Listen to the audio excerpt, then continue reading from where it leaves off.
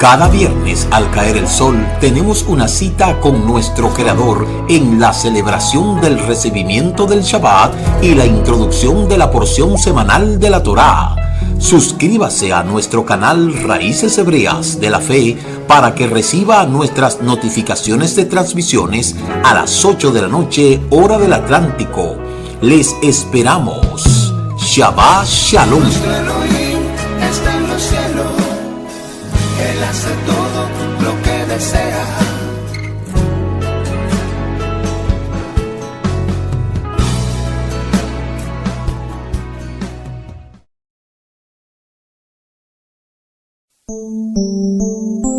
Shabbat Shalom, Shabbat Shalom. Tengan todos un feliz Shabbat Shalom, Shabbat Shalom. Regocíjate en Adonai. Shabbat Shalom, Shabbat Shalom. Sean todos bienvenidos al inicio de la celebración del Shabbat y al comentario del estudio semanal de la Torá. El reposo lleno de paz que proveyó Adonai para su pueblo Israel.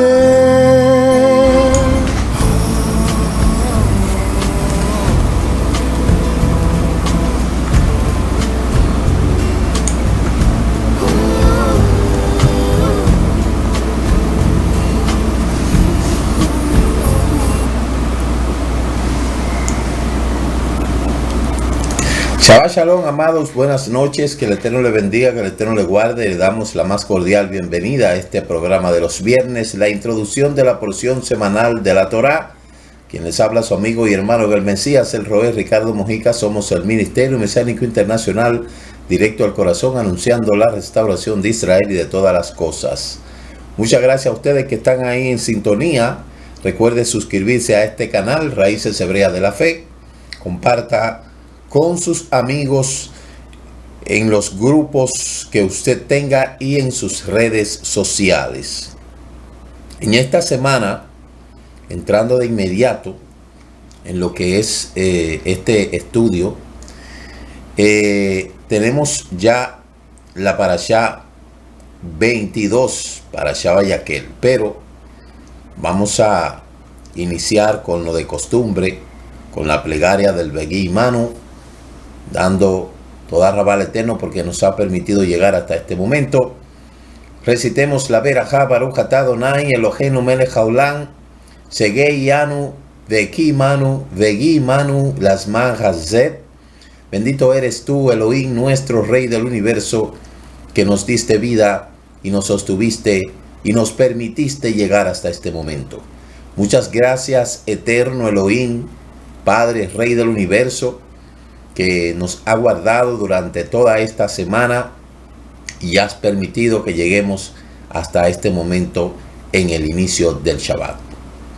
Declara la Escritura: los hijos de Israel guardarán el Shabbat, observarán el Shabbat por todas sus generaciones como pacto perpetuo, una señal entre yo y los hijos de Israel, porque en 6 días Elohim creó los cielos y la tierra, y en el 7º día cesó de trabajar. Por eso, demos gracias al Eterno por los ingredientes que utilizamos en cada festividad de Shabbat. Alcemos la copa y declaremos: Baruch atah Adonai Eloheinu melech haolam borei pri hagefem. Bendito seas tú, Elohim, nuestro Rey del universo, creador del fruto de la vid. Y bendigamos los alimentos. Baruch atah Adonai Eloheinu melech haolam amotzi lechen miha haaretz. Bendito eres tú, Elohim, nuestro Rey del universo, que sacas el sustento de la tierra. Que esta semana sea de bendición, este Shabbat, desde ahora hasta mañana. Amén y amén. Vamos a entrar de inmediato en esta Parashá Vayakhel, capítulo 35, desde el verso 1 hasta el capítulo 38, verso 20. Haftará Melahim Aleph 7, 13 al 26. Y lecturas de los escritos apostólicos, Corintios 2, 9, 1 al 15. En esta parashá, como su nombre lo indica, Vayaquel, e hizo que se reuniera, seguimos observando las situaciones que se desarrollaron en el desierto posterior a lo que es el pecado del becerro de oro. Decíamos en la semana pasada que eso fue un desastre para todo Israel, el haber pecado con el becerro de oro. Fue algo catastrófico para el Eterno. De verdad que eso no debió pasar, pero donde quiera que hay un ser humano, usted sabe que más de ahí sucede. Esta parashá Vayaquel, que en este ciclo 5784 se lee separada, por la razón de que en el calendario hebreo existe Adar 2 y luego en el calendario gregoriano existe febrero con un día más, y eso hace que en la rotación y traslación de la Tierra se extienda una semana más, se puede decir un mes más, 4 semanas. Entonces por eso no se leen las 52 parashá, sino que se leen las 54, y cada parashá que va leída junta, entonces se leen separada, como por ejemplo parashá 22 y 23, Vayaquel y Pekudei. También tenemos la 32 y la 33, Behar Bejucotai. Tenemos la 28, 27 y 28, Tazria y Metzorá. Y tenemos también, creo que es la Masei, Matot y Masei, se leen separada. Y también la 51 y 52, Nitzavim, y la 52, Asinu. No, Asinu es la 53. Entonces se leen separada. Hemos ya estado hablando de eso. En esta ocasión, esta parashá parece una continuidad de la anterior, y por eso se cree que están yuxtapuestas, tanto Kitizá y Vayaquel. Y continuamos con lo que es la parashá Pekudei, que es la semana que entra. Estas tres parashá tienen una afinidad. También quiero decirle que ya estas son las últimas dos parashá para concluir el libro de Shemot. El libro de Shemot, mal traducido Éxodo, tiene una serie de regulaciones y de principios que dan origen a la celebración de lo que es la festividad de Pesaj, puntualizando acerca del Shabbat, y también hablando de lo que es enfáticamente los Yover, donde está la parashá Shemini, que es octavo, se habla de ciertas cosas. Entonces, ya concluyendo este libro, nos adentramos en el libro de Vaikra, pero esta parashá, tanto Kitizá, Vayaquel, están yuxtapuestas.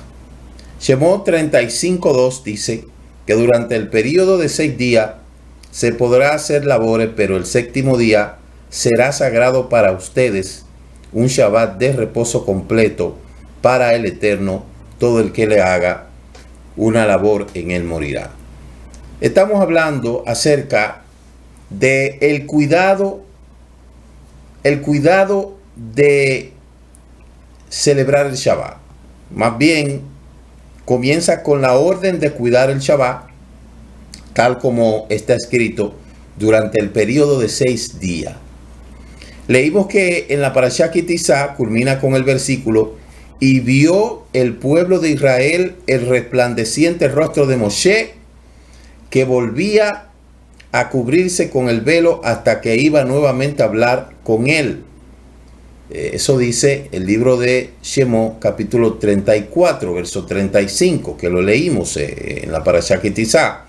Y por eso es necesario entender la relación que existe tanto entre este versículo que hemos leído en lo que es el versículo 35.2 y el 35.35. Los sabios dicen que después de que Moshe hablaba con el Eterno, su rostro emanaba rayos de luz que podían verse desde lejos. Eso contacta con lo que es el nivel de Kedushá, que no existe en la faz de la tierra ningún hombre que haya encontrado la elevación y el acercamiento al Eterno como lo hizo Moshe. Y ahí hablamos en el tema de Kedushá. Podemos ver que cuando uno tiene una relación estrecha con el Eterno, pues obviamente eso debe de reflejarse en nuestra vida. La belleza, que es algo subjetivo, porque una persona puede ver algo feo, pero yo lo puedo ver bonito. La Kedushá trasciende mucho más allá de la belleza física. Dice un adagio aquí en nuestro país que es mejor tener gracia que ser gracioso. A veces hay personas que según el nivel de cognición que puedan tener o la apreciación sobre lo que es bello y lo que no es bello, quizás algunas personas dirán, bueno, él no es tan bonito ni ella es tan bonita, pero sí tiene como cierta gracia. Eso que la gente dice que tiene cierta gracia, que no tiene que ver nada con lo que es el cuerpo físico ni el ornamento que la gente se pone, eso va al alma. Hay una belleza física y una belleza espiritual. Esa belleza física se adquiere muchas veces a través del acicalamiento, en una época donde la gente le toma tanta importancia a lo físico, a lo aparente, pues existe una belleza espiritual que trasciende mucho más allá de cualquier ornamento que una mujer o un hombre se pueden hacer. Y esa belleza espiritual está conectada con el nivel de Kedushá que cada individuo tiene. Ese nivel de Kedushá se adquiere a través de la relación con el Eterno, a través de la tefilá, a través de esa relación, porque se siente cuando una gente es hermoso espiritualmente. Y usted siente esa calma, ese sentimiento de tranquilidad cuando alguien que anda en Kedushá se le acerca, porque hay gente que transmite eso. Hay personas que dan esa sensación de que ciertamente tienen esa relación con el Eterno, y usted lo siente,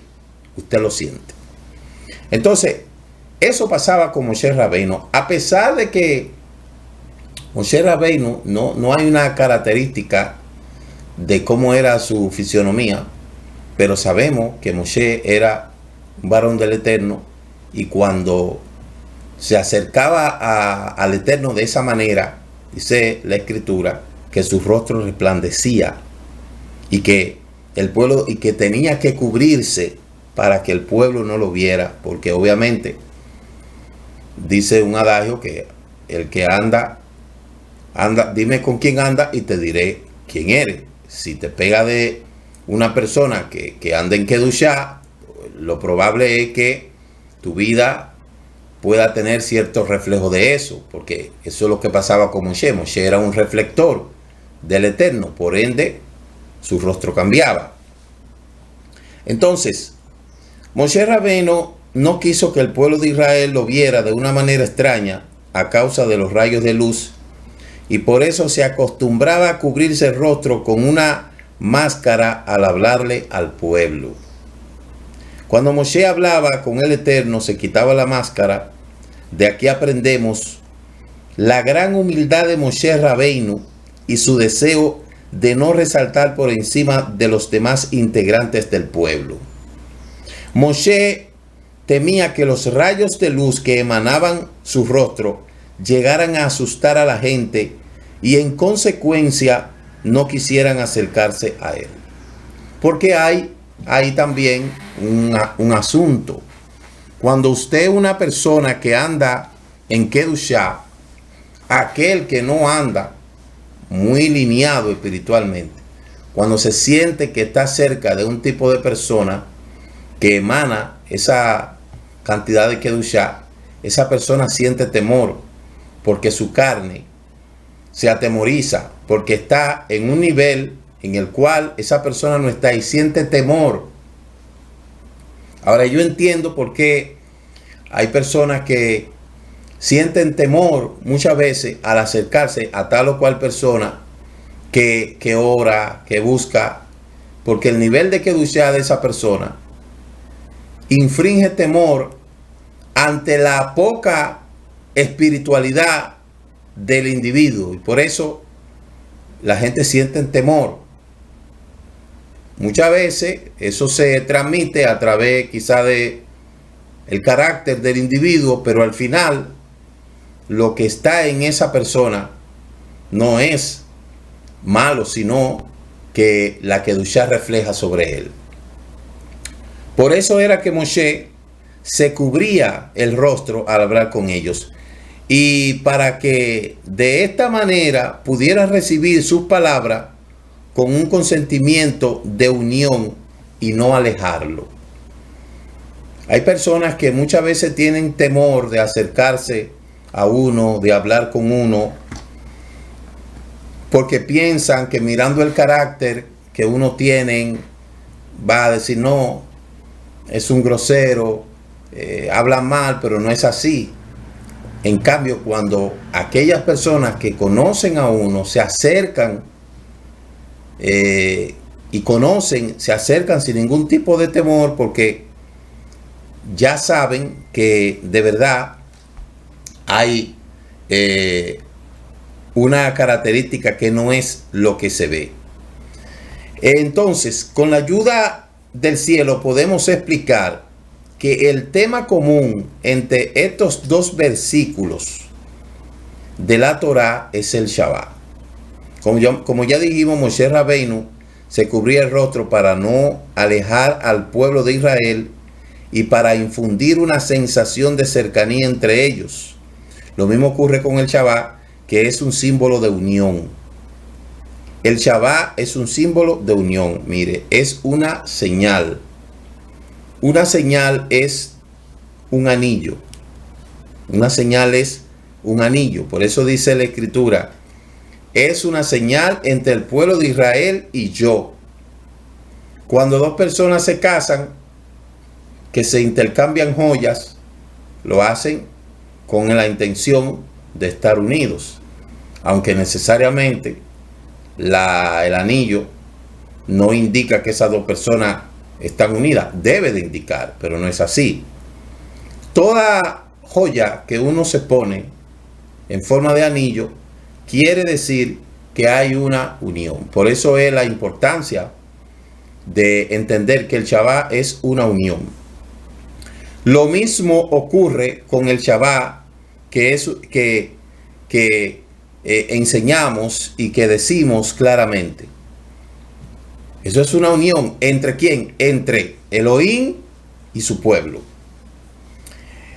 En Shabbat, toda la familia se reúne alrededor de una mesa, sin distinciones de edad o de estatus, y todos juntos disfrutan de la delicia que nos brinda el Shabbat. La mesa, que en hebreo se llama Shulhan, es el lugar donde nos sentamos a celebrar Shabbat. Y por eso es tan importante decirle a todo el que me esté escuchando que el Shabbat tiene como propósito unir la familia. En un mundo donde todo el mundo corre rápido, todo el mundo está acelerado, el Shabbat debe de ser el día en que toda la familia se junte a la mesa a comer tranquilo, sin desasosiego, sin ese afán. Llegó el Shabbat, vamos a sentarnos a cenar tranquilos, sin presión, sin ese corredero. Ahí nos sentamos sin celulares a la mesa. No celulares en la mesa de Shabbat, por favor. Ahí no debe de haber celulares. Si usted va a tomar una que otra foto a la cena, a la preparación, hágalo antes, pero durante la mesa no debe de existir teléfono. Una de las cosas que nos ha hecho difícil el apagar los teléfonos los Shabbat es por la razón de que nosotros transmitimos por las redes sociales. Ahora, después de Shabbat, ese celular se apaga hasta el otro día. Al otro día tenemos que encenderlo porque tenemos que transmitir y tenemos que monitorear. Pero ya, si ya no se está transmitiendo, si ya usted vio la parashá, si ya usted vio toda la programación, sepárese de ese celular y tenga un reposo digital también. Y ese celular hay que neutralizarlo hasta que pase el Shabbat. Obviamente, como ya decimos, como estamos transmitiendo vía las redes sociales, tenemos que monitorear las redes sociales y mientras tanto tenemos que utilizarlo. Pero una vez más se acabó ya el servicio, dele libre a ese celular, porque el Shabbat es para descansar. El Shabbat tiene una fuerza especial para acercar los corazones y unirlos, reforzando una relación entre el marido y la mujer y entre toda la familia. Es ahí donde la verdadera unidad de la familia se fortalece en la celebración del Shabbat. Eso también es lo que relaciona estas dos parashá, ya que las dos recalcan la importancia de la unión, lo cual constituye una de las piedras fundamentales del judaísmo. En esta semana que pasó y en esta que ya está pasando, le hablé acerca de la situación que está pasando en Israel. Y escuché a un rabino decir que ahora mismo el pueblo de Israel está segregado y está dividido en opiniones. Y él decía que él no le tenía miedo a los terroristas, ni a Hamas, ni a Hezbollah, ni a ninguna de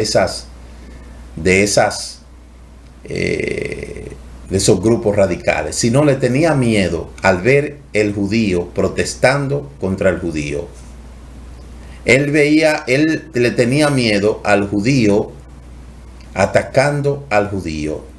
Él le tenía miedo ver cómo el pueblo de Israel está dividido por política, por la religión, muchos religiosos. Y fíjese cómo eso es uno de los golpes más grandes que puede recibir el pueblo. Cuando un pueblo no está unido, eso viene siendo un default. Eso es algo que va a atentar contra todo el pueblo. Y lo que mucha gente no saben es que si Israel se acaba, que no se va a acabar, no habrá paz para nadie, ni para los que están a favor ni para los que están en contra. Entonces yo creo que la sapiencia de mucha gente que dice estudiar la Torá, que la inteligencia que mucha gente tiene y de jactarse de que son judíos y de que estudian la Torá, deben de utilizarla para echar esas diferencias a un lado, porque ahora Israel lo que necesita es unirse en esta situación que está pasando. Siempre yo les repito el hecho de que mucha gente tendrá su opinión en contra o no acerca del sionismo y de las fuerzas de defensa de Israel, pero si no hubiese sido por el sionismo, no existiese un estado que se llama Estado de Israel.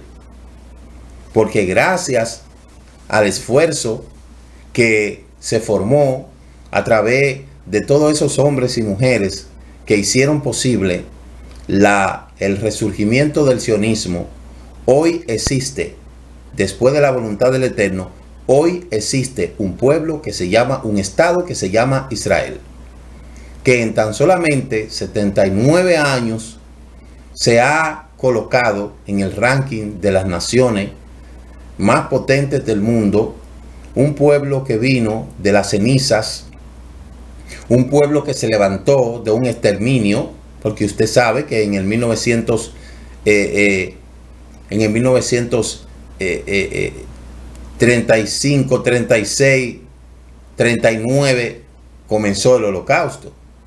Eso usted lo sabe. Y que cantidades de judíos murieron ahí en las cenizas. Entonces, un pueblo que se levanta de las cenizas y hoy es uno de los pueblos que es una de las naciones que está dentro del ranking de las naciones avanzadas. No es verdad que hasta donde ha logrado Israel todo ese avance, hoy todo eso se va a destruir por culpa de personas que supuestamente pertenecen al pueblo y que desde adentro están pujando para que ese pueblo se destruya. Cada vez que yo veo un jaredí marchando a favor del sionismo, uno lo que le da es cuerda, como dicen por aquí, porque eso se llama tirarle piedra al árbol que le da de la sombra. Mientras muchos hijos de inmigrantes, mientras muchos hijos de personas que no nacieron en Israel, ni que son judíos según el criterio de esos legalistas, mueren, muchos de ellos lo que están es protestando, haciéndole protesta a las fuerzas de defensa y al sionismo. Y me parece que eso es algo muy descabellado. Entonces, yo no sé, porque se supone que toda esa gente celebra Shabbat todos los viernes. Yo no sé a quién le oran, yo no sé qué oran, yo no sé qué están haciendo. Pero dice la Escritura que el que no es conmigo contra mí es, y que el que conmigo no junta desparrama. Y en la historia del pueblo de Israel siempre hemos visto que han existido traidores en todos los tiempos. Fíjese lo que pasó con Moshe en el desierto. Corá, Natán y Abirá, esa gente eran judíos, se levantaron contra Moshe y sucumbieron en las cenizas de su error. Pero más adelante vemos en todas las luchas que Israel ha sostenido, siempre han existido traidores dentro del pueblo que luchan a favor de la causa del enemigo y quieren destruir al pueblo desde adentro hacia afuera. Y eso es lo que más temor, da, y eso es lo que más miedo da. Pero el Eterno, que en su infinita misericordia es quien sostiene a Israel, lo va a defender hasta de ellos mismos, de esos propios enemigos que han surgido del pueblo con la intención de destruir a Israel. Entonces, yo no sé qué rezan esa gente en Shabbat. Yo no sé qué hacen ellos en Shabbat. Pero si están en contra de todo lo que se está haciendo, ok, no tienen que estar a favor de todo lo que se hace. Pero señores, hay que ser muy descabellado para usted ver lo que está pasando desde el 7 de octubre, ya 150 días, para que mucha gente, jaredí o de cualquier secta, esté haciendo eso. Es una cosa demasiado descabellada. Entonces, el Eterno está en silencio y es bueno que sucedan todas estas cosas, porque después que pase el humo, hay que encargarse de esos traidores. Entonces, el Shabbat se supone que es un día de proclamar la unidad entre familia. Y si somos un pueblo, somos una familia. Y tenemos que ser conscientes, señores. La destrucción de las naciones antiguas surgieron porque dentro de ellos mismos no había criterio. Y estas naciones se destruyeron. Se destruyeron desde adentro. ¿Quién destruyó el famoso Sacro Imperio Romano? Desde adentro hacia afuera se destruyeron ellos mismos. No hay peor enemigo como los de la propia casa. Todas las culturas que han desaparecido, desaparecieron porque los enemigos pudieron conquistar los enemigos externos, pero los enemigos internos que surgieron dentro de ellos mismos no pudieron socavar las rebeliones, y el resultado final fue la desaparición de esas civilizaciones. Entonces, lo que estamos hablando es un asunto de suma importancia. Mire lo que está pasando en Haití. Mire lo que está sucediendo en Haití. Lo que está sucediendo en Haití es un claro ejemplo de cuando un pueblo no se une en criterio, está destinado a la extinción. Cuando una familia no se une, está destinada a la extinción, al exterminio. ¿Por qué? Porque si la unidad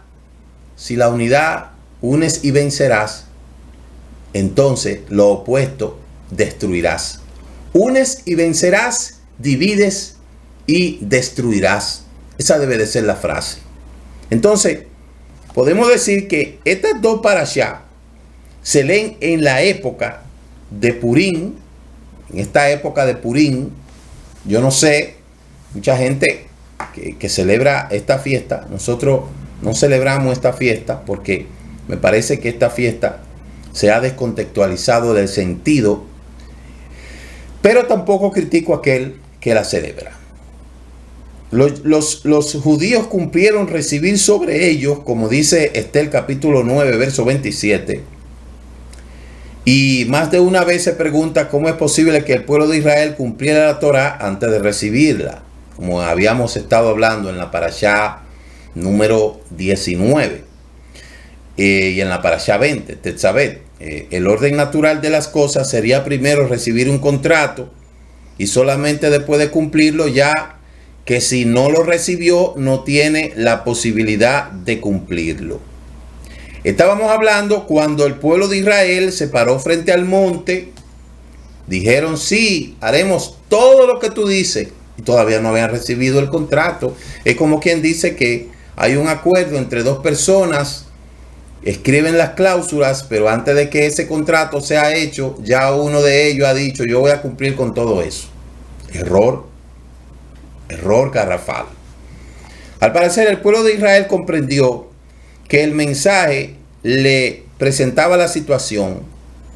Hamán Agagí, que planeó matar a todos los judíos, y desde el más anciano hasta el más pequeño, en los tiempos de Estel, los hombres y las mujeres en un solo día, y su acusación fue: hay un pueblo dividido y disperso entre los pueblos. Oiga, ¿cuál fue la acusación de Hamán Agagí? De Amán. ¿Sabe cuál fue la acusación de Amán? Hay un pueblo dividido y disperso entre los pueblos. Oiga qué palabrita. Un pueblo dividido y disperso entre los pueblos. Dice Estel capítulo 3 verso 8. Y estas palabras se entiende que lo que faltaba al pueblo era la unión, y fue la principal acusación en su contra. Hasta el punto de llegar a permitir que intentaran matarlo a todos juntos. Si un pueblo no lucha por su propia causa, ¿quién tiene responsabilidad de ir a luchar por la causa de ellos? Es que no entiende que si tú no eres protagonista de tu propia película, nadie vendrá a ser protagonista por una película tuya. Es que la gente no entiende en las familias que se da mucho eso. ¿Acaso toda esa familia que viven dividida por disparate de herencia y todos esos disparates que al final nada de eso es de ellos, porque todos se tienen que ir? ¿O es que acaso ustedes no se dan cuenta que al final ustedes tienen que ser sus propios protagonistas de sus propias películas? Ese error de dos padres que van ante un juzgado a pelear por un hijo, pues ustedes no se dan cuenta que ustedes que tienen que ser protagonistas de su propia película. Y todo lo que se hace en pro de la desunión, que debería de ser lo contrario. Usted sabe lo difícil que es después que dos personas están casadas, que tienen un hijo o que tuvieron un hijo, después tienen que ir delante de un juez. Qué vergüenza sería eso, de que a someter al hombre porque el hombre no le quiere dar, o o la mujer no le quiere dejar ver el niño o la niña. Usted sabe lo ridículo que es eso y lo feo que es eso. Y estas familias que se viven matando por la herencia que dejó papá, que dejó mamá, que no es de ellos, que al final todo eso se va a quedar aquí. La gente no piensa en eso, porque la gente, como está cegado por el materialismo, por toda esa venda, pero la gente no sabe que el dinero que menos rinde es aquel que se adquiere a través de una herencia en el cual no le costó precio, no trabajó. Todo eso se vuelve, mire, como decían los viejos de antes, sal y agua. Y usted ve hermanos que se pelean, se matan entre ellos, y generaciones vienen y generación van, enemigos, por culpa del cochino dinero, como decía un personaje que yo vi en una serie, el cochino dinero. Pero ahí están los cochinos intereses. Ahí están la cochina el cochino individualismo, la cochina ambición, la cochina codicia. Ahí está. La cochina envidia. Ahí está la desunión. Entonces, cuando Amán vio que el pueblo estaba dividido, sugirió que sean eliminados, porque es que eso era una crónica de una muerte anunciada. Dividido, no vamos para ningún lado. Para el único lado que vamos es para la extinción. Entonces,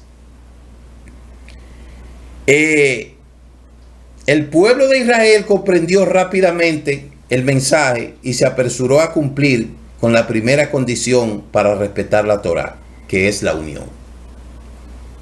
Óigame, sin unión no hay bendición. Si no hay unidad, no hay bendición. Si no hay unidad de criterio, no desciende la bendición. La bendición no va a descender donde hay contienda. Por eso dice Teilín 133, mira cuán bueno y cuán delicioso es habitar los hermanos juntos en armonía, porque allí envía el Eterno bendición y vida eterna. Entonces tal parece que el énfasis que el Eterno nos está dando en esta parashá es la unidad, es la unión, la verdadera unión. Entonces el pueblo pudo recibir la Torá de todo corazón y por esto fue escrito, cumplieron y recibieron, porque primero cumplieron con la condición previa para poder recibir la Torá, la unidad. El pueblo de Israel recibió la Torá obedeció la Torá antes de recibirla, porque ellos estaban unidos. Y todo lo que se hace bajo una unión, no hay problema, se enfrenta a todo. El problema vino después, que cuando vino la Torá, entonces ellos estaban divididos, y ahí sí hay problema. Aceptar un contrato antes de leerlo porque estamos unidos, y después que nos desunimos, cumplir ese contrato que debimos de cumplir unidos, ahí es lo difícil. Ahí es lo difícil. Por eso es que en el matrimonio, cuando se dice tú le vas a ser fiel en la vida, en la muerte, qué duro, ¿eh? Todo eso se dice antes de ver el contrato. Por eso la que tú vas es diferente. Y qué difícil después que comienzan a llegar esos problemas, que comienzan a resurgir todas esas cosas, todo eso porque se fue la unidad. Entonces, después de eso, recibir de manera tal que la Torá pudiera mantenerse en el pueblo de Israel. Y los hombres, en otro aspecto que habla la parashá, los hombres se apresuraron más que las mujeres para donar para el Mishkan. Dice Shemot 35:22, vinieron los hombres con las mujeres, todos los generosos de corazón, trajeron brazaletes, zarcillos, sortijas, adornos íntimos, cualquier utensilio de oro, todo varón que destinó una porción de oro para el Eterno. Durante la creación del becerro de oro, no dice que las mujeres de Israel donaron sus joyas. Muchas mujeres no lo hicieron. Pero aquí dice que las mujeres y los hombres. Entonces la Torá cuenta que las donaciones que llevó el pueblo de Israel para la construcción del Mishkan, si bien en español se ha traducido los hombres con las mujeres, La traducción más exacta sería que vinieron los hombres más que las mujeres, porque ellos saben que en el pecado del becerro de oro, ellos fueron que tomaron la iniciativa. Y podemos decir que esto se debe a que el Mishkan vino a corregir el pecado del becerro de oro. Ellos saben que cometieron un pecado terrible y la única manera de poder absolver ese pecado era construyendo el Mishkan, que iba a ser lo opuesto al becerro de oro, porque el Mishkan lo que le iba a dar era redención, presencia, el becerro de oro, destrucción, desunión y todas esas cosas. El becerro de oro representaba la carne, el Mishkan representaba el espíritu. El becerro de oro vino para destruir, el Mishkan vino para construir. El becerro de oro vino para desunir al pueblo, el Mishkan vino para unir al pueblo. Por eso hasta ese punto tenemos nosotros que entender qué es lo que en realidad nos une a nosotros. Por eso es tan importante el lugar en donde nosotros nos reunimos a estudiar la Torah. Ese es un pequeño Mishkan. Y es ahí donde vamos a unir nuestros criterios, a escucharnos, a mirarnos. Qué bien nos sentimos cuando estamos todos reunidos ahí. Eso representa el lugar en donde nosotros vamos a estudiar la Torah. Es mucho más que quizá una casa, una sala. Es mucho más que eso. Eso representa nuestra esencia. Representa la Torah que nos une, que nos bendice. Ahí es en donde nosotros vamos a bendecir a nuestros hijos. Ahí es donde vamos a escuchar a nuestros hermanos. Ahí es donde vamos a compartir. Ahí es donde vamos a hablar todos en un mismo lenguaje sin que nadie vaya a coartarnos. Ese lugar representa nuestra unidad. Por eso es tan importante tener ese lugar en donde congregarse. Por eso es tan importante. Ese lugar representa nuestra supervivencia.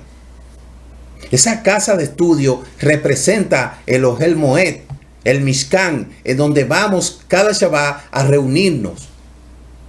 Ya que estamos en un mundo donde usted no puede conversar con nadie porque todo el mundo comienza a dar sus opiniones. Allí nosotros vamos y nos reunimos y unimos criterios y nos saludamos y nos abrazamos.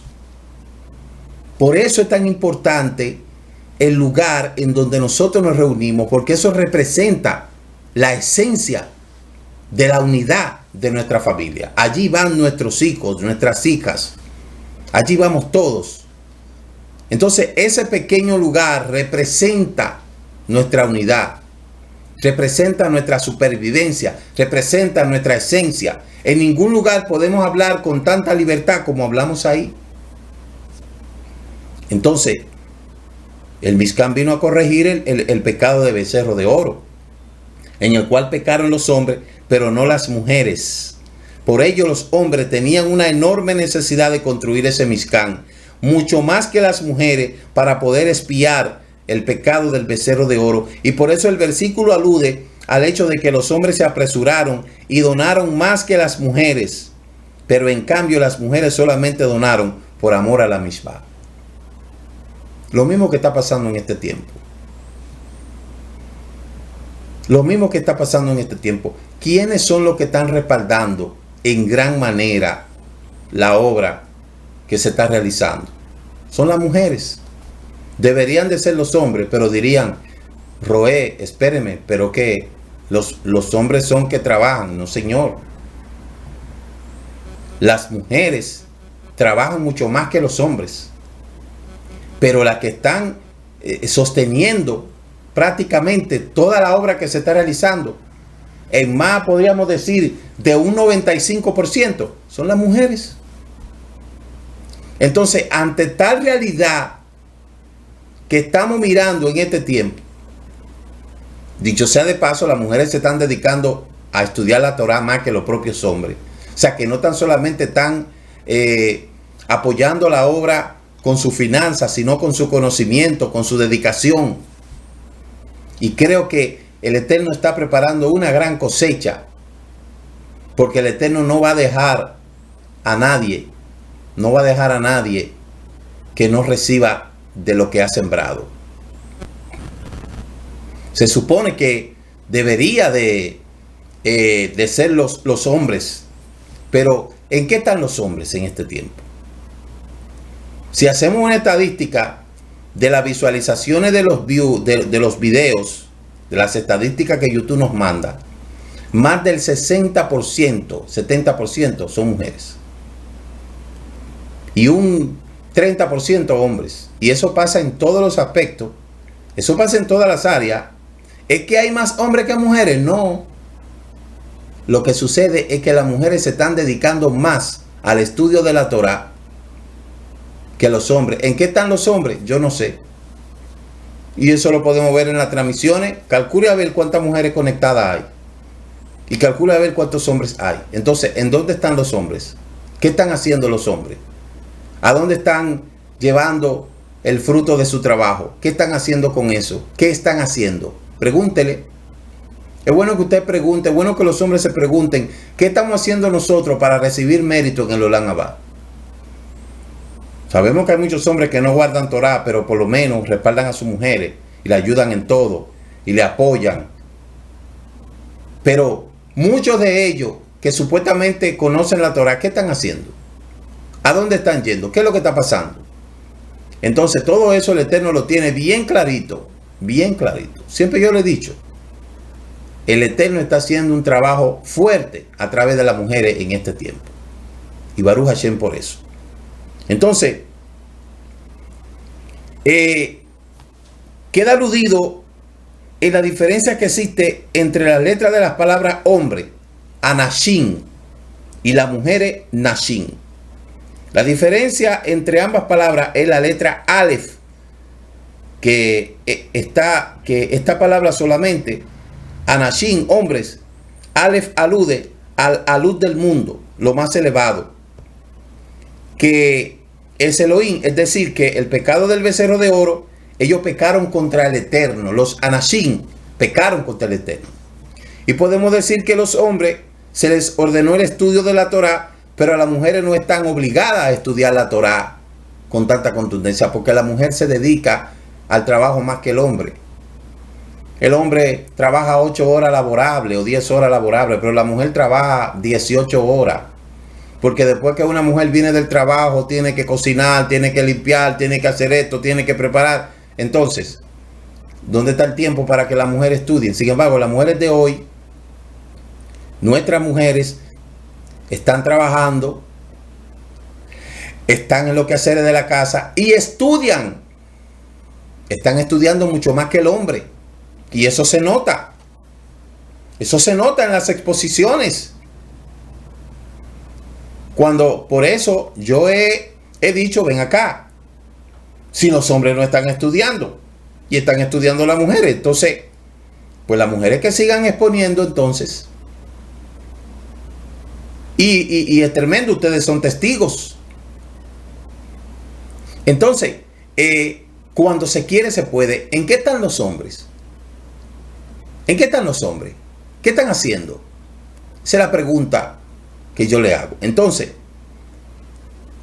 está escrito, es más grande el que está obligado y cumple que el que no está obligado y cumple. Es más grande aquel que no está obligado en el caso de las mujeres y cumple que el que está obligado y no cumple. O sea que en el Olam Abba habrá mucho mérito y ese mérito se lo van a llevar las mujeres en gran manera. Porque aquel que está obligado tiene mayor inclinación al mal y para vencerla necesita esforzarse más.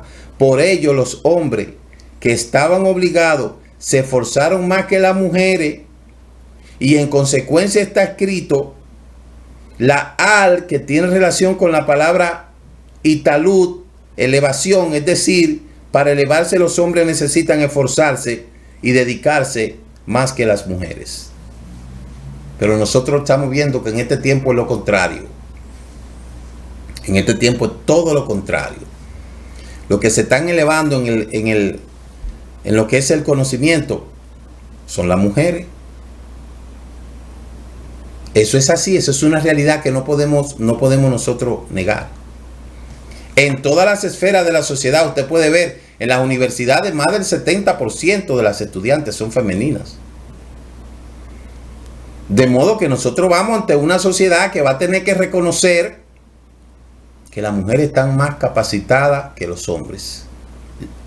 Eso sería una palabra muy dura para los machistas, para aquellos que se creen que tienen que someter a la mujer y la mujer tiene que estar sumisa bajo ellos y someterlo. Y por eso las mujeres tienen que ser humildes en ese aspecto y saber manejar esa elevación que el Eterno le está permitiendo dar. Al fin y al cabo, todo el tiempo el pueblo de Israel ha sido salvado por una mujer. Todos los grandes hombres del Eterno fueron salvados por una mujer. Desde Abraham. Entonces, las mujeres deben de asumir esa responsabilidad con humildad, con sencillez de corazón y nunca llenarse de orgullo, porque entonces eso sería un default a ese conocimiento. Por otro lado, habla de agregar santidad. Dice Shemot 36:7. Y la labor les había sido suficiente para todo el trabajo y había de más. Y aparentemente hay una contradicción entre los términos utilizando el versículo: o que las donaciones fueron suficientes, es decir, que alcanzaron exactamente para las labores necesarias de la construcción del Mishkan, o que sobró, es decir, que llevaron más de lo que era necesario. Y se puede consultar estas cosas. Moshe tuvo que decir ya, porque no hay más devoción que un corazón herido. Los hombres pecaron, los hombres hicieron algo que no debieron de hacer, y la oportunidad para ellos redimirse era llevando esta terumá al Mishkan, para el Mishkan. Eso es lo más que muchos hombres, eso es lo mínimo que muchos hombres pueden hacer, ya que usted no está estudiando, ni tampoco está en son de estudiar. Apoye entonces económicamente a su esposa y la obra. Entonces a veces el Eterno le abre un sendero y tiene misericordia. Únase entonces a los labradores que están forjando las partes del Mishkan y apoye entonces. De esa manera el Eterno verá y podrá tener rajamín y podrá acordarse de todas esas cosas. Apoye la obra, apoye a su esposa. Si usted ve que van a celebrar Shabbat, compre todo lo que se necesita en el Shabbat. Se van a celebrar la fiesta, compre todo lo que se necesita para la fiesta, apóyela. Cómprele un buen vestido, cómprele algo bonito, haga algo. Ya que usted no estudia, lo que esté trabajando, haga algo. Pero muchos ni trabajan, trabajan y ni estudian, ni apoyan. Son ni una cosa ni otra. Y años vienen y años van y lo mismo. Y años vienen y años van y lo mismo. Entonces, ¿qué bobería de la gente, señores? ¿Cuánta bobería tiene la gente? Y eso es algo totalmente desconcertante. El pueblo de Israel llevó donaciones exactas que eran necesarias para la construcción del Mishkan. Y cuando Moshe vio que todo lo necesario ya había sido donado, él le dijo al pueblo que no era necesario que siguieran llevando más donaciones. Las donaciones que el pueblo había llevado eran objetos profanos de plata y de oro y de cobre. Y Bezalel, con su gran kedushá, destruyó todo eso, lo forjó y lo convirtió para algo útil. Lo construyó para algo útil. Construyó utilizando los nombres sagrados, lo cual el Eterno es creador del mundo, porque el Satán ni Baal han creado nada en este mundo. Todo lo que hay en este mundo fue creado con el Boreolán. Por eso, una ocasión me dice una persona yo vengo de tal religión donde allí se usaban crucifijos, tengo crucifijos de cadena, de virgen y cosas. ¿Qué hago con eso? Fúndalo y dónelo. Dónelo a la necesidad, a las fundaciones que trabajan con niños, que trabajan con entidades de ayuda social. Funda todo eso y véndalo. Y ese dinero dónelo. Es lo más que se puede hacer con eso. Lo mínimo que se puede hacer con eso. Por lo menos que sirvan para algo que valga la pena. Entonces, para santificar los materiales que había donado el pueblo de Israel, Bezalel construyó el Mishkan utilizando los nombres sagrados. Es decir, que de esta manera Bezalel santificó los materiales, elevándolos de un nivel material a un nivel espiritual. Por eso la Torá dice que las donaciones del pueblo de Israel fueron suficientes para la construcción del Mishkan, porque las donaciones estaban dentro de un ámbito de lo profano. Pero Bezalel deseó santificar las donaciones del pueblo, otorgándoles un nivel espiritual, y para ello utilizó los nombres sagrados. Por eso la Torá dice que había además para enseñarnos sobre el valor de la santidad que Bezalel agregó a la construcción del Mishkan al utilizar los nombres sagrados. Esto también lo encontramos aludido en el hecho de que en hebreo hay más, se dice Veutar, tiene la misma letra que la palabra Torá, y tal como en la Torá se encuentran los nombres divinos, así también Bezalel introdujo estos nombres en la construcción del Mishkan. Y dicen los sabios que en un principio Elohim no deseó crear el oro y la plata para no darle a lo malvado el placer de vivir de estos materiales. Pero al ver que en el futuro Bezalel construiría el santuario con estos materiales y lo santificaría hasta elevarlo al nivel espiritual, Elohim dijo que valía la pena permitir que los malvados disfrutaran de esos materiales preciosos con tal de que Bezalel pudiera utilizarlo y elevarlo al construir el Mishkan a través de los nombres divinos. Entonces, fíjese cómo es el Eterno. Mire, en la fiebre de oro de Estados Unidos, no fueron 2 ni 3 las personas que murieron. No han sido 2 y 3 las personas que han fallecido sepultados por una mina. No son 2 o 3 los pueblos que se han exterminado producto de la extracción acérrima en las minas de oro. No han sido 2 ni 3 las personas que se han muerto en África producto de la extracción de diamante. Son mucha la gente en el mundo que ha costado todo eso. La gente no se imagina cuánto cuesta extraer 1 gramo de oro de una mina. La gente no tiene idea de lo que es eso. ¿Cuánto cuesta extraer 1 gramo de oro de una mina? Pero el precio humano que hay que pagar para eso y lo que se ha pagado. Busque la fiebre de oro en Estados Unidos para que usted vea. Busque las guerras en África por los diamantes. Busque las conquistas que se han hecho en el mundo para la adquisición de bienes en oro de otros. Investigue. El oro ha sido una de las grandes cosas. El oro y las piedras preciosas ha sido una de las grandes cosas que ha destruido a humanos después de la religión. Y a última instancia ya las drogas.